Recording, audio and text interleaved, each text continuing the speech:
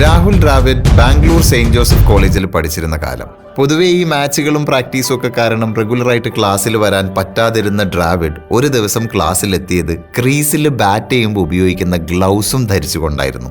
അതുമാത്രമല്ല, ടീച്ചർ ക്ലാസ്സിൽ നോട്ട് കൊടുത്ത് തുടങ്ങിയപ്പോൾ ആ നോട്ട് എഴുതിയതും ഇതേ ഗ്ലൗസ് ധരിച്ചുകൊണ്ട് തന്നെയായിരുന്നു. ഇത് കണ്ട് ക്ലാസ്സിലെ മറ്റു കുട്ടികളെല്ലാം ചിരിക്കാൻ തുടങ്ങി. പക്ഷേ ദ്രാവിഡ് ഗ്ലൗസ് ഊരാൻ തയ്യാറായില്ല. തുടർച്ചയായി 1 മണിക്കൂറോളം അതേ ഗ്ലൗസ് അണിഞ്ഞുകൊണ്ട് അദ്ദേഹം നോട്ട് എഴുതിയെടുത്തു. അവസാനം ക്ലാസ്സൊക്കെ കഴിഞ്ഞപ്പോൾ അടുത്ത സുഹൃത്തുക്കൾ വന്ന് കാര്യം ചോദിച്ചു. അപ്പോഴാണ് രാഹുൽ ദ്രാവിഡ് അത് വെളിപ്പെടുത്തുന്നത്. അതായത് അത് രഞ്ജി ട്രോഫി ക്രിക്കറ്റ് മത്സരം നടന്നുകൊണ്ടിരിക്കുന്ന സമയമായിരുന്നു. കഴിഞ്ഞ 2 മാച്ചിലും രാഹുൽ ദ്രാവിഡിന് ഇതുപോലൊരു ഗ്ലൗസ് കാരണം ട്രാജഡി നേരിടേണ്ടി വന്നു. താൻ ഉപയോഗിച്ചിരുന്ന ഗ്ലൗസ് കുറച്ച് ലൂസായിരുന്നത് കൊണ്ട് ബോൾ വന്ന് ബാറ്റിലോ ഗ്ലൗസിലോ ഒന്നും ടച്ച് ചെയ്തിട്ടില്ലെങ്കിൽ പോലും ഈ ലൂസായ ഗ്ലൗസിനകത്ത് നിന്നൊരു ടിക് സൗണ്ട് വന്നു. ആ ടിക് സൗണ്ട് കേട്ടപ്പോൾ വിക്കറ്റ് കീപ്പർ ഹൗസ് ആറ്റ് എന്ന് പറഞ്ഞ് അപ്പീൽ ചെയ്തു. അത് കണ്ടപ്പോൾ അമ്പയർ ചൂണ്ടുവിരൽ മേൽപോട്ടുയർത്തി. അങ്ങനെ തുടർച്ചയായ 2 കളികളിലും ഈ ഗ്ലൗസിന്റെ പ്രശ്നം കാരണം രാഹുൽ ദ്രാവിഡ് ഔട്ടായി. And in next 2 days Ranji trophy semi final match വരികയാണ്.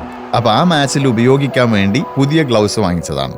എങ്കിലും ആ ഗ്ലൗസ് ഇട്ടുകൊണ്ട് എന്തിനാണ് ക്ലാസ്സിൽ നോട്ട്സ് എഴുതി എടുക്കുന്നതെന്നാണ് ഇപ്പോഴും ക്ലാസ്മേറ്റ്സിന്റെ സംശയം. ദ്രാവിഡ് വിശദീകരിച്ചു. ഇപ്പോൾ മുതൽ രഞ്ജി ട്രോഫി സെമി ഫൈനൽ നടക്കാനിരിക്കുന്ന ആ 2 ദിവസവും ഞാൻ ഈ ഗ്ലൗസ് റിമൂവ് ചെയ്യില്ല. ഞാൻ എഴുതുമ്പോഴും നടക്കുമ്പോഴും കിടക്കുമ്പോഴും ഉറങ്ങുമ്പോഴും ഈവൻ ഫുഡ് കഴിക്കുമ്പോഴും എൻ്റെ കൈ ഈ ഗ്ലൗസിനകത്ത് തന്നെയായിരിക്കും. മറ്റൊന്നിനുമല്ല, എൻ്റെ കൈ ഈ ഗ്ലൗസിനകത്ത് കിടന്ന് വിയർക്കണം. എൻ്റെ കൈയും ഈ ഗ്ലൗസും തമ്മിൽ ഒരു കെമിസ്ട്രി രൂപപ്പെടണം.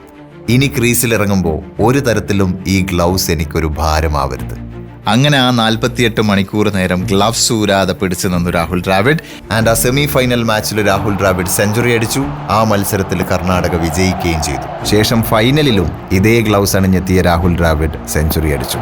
പിൽക്കാലത്ത് ഇന്ത്യൻ ടീമിന്റെ ക്യാപ്റ്റനായും കോച്ചായും വളരാൻ ഈ പ്രകടനങ്ങൾ അദ്ദേഹത്തിന് ഇന്ധനമാവുകയും ചെയ്തു.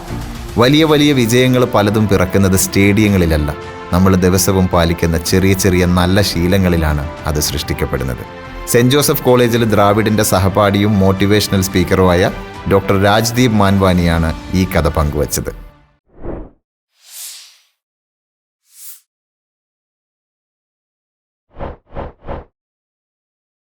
സൂപ്പർ ഹിറ്റ്സ് റെഡ് FM കേൾക്കൂ കേൾക്കൂ കേട്ടുകൊണ്ടേയിരിക്കൂ.